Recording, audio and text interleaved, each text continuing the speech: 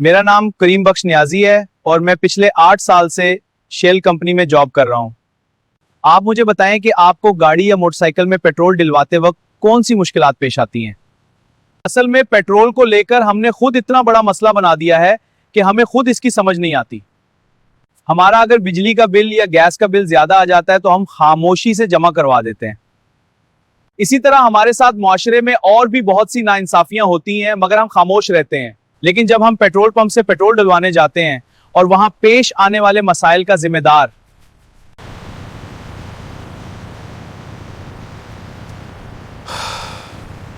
जो वर्कर सख्त सर्दी और सख्त गर्मी के मौसम में, चाहे बारिश हो, तूफान हो, गर्मियों की गर्म धूप, 20 से 25 हजार की तनख्वाह लेकर अपनी सारी परेशानियों और तकलीफों और दुखों के साथ पेट्रोल पंप पर काम कर रहा होता है, हम जाकर उसे ही जिदो कोप का निशाना बनाते हैं और हालात का जायजा नहीं लेते कि अगर कोई गलती हुई है तो उसके हकायक क्या है।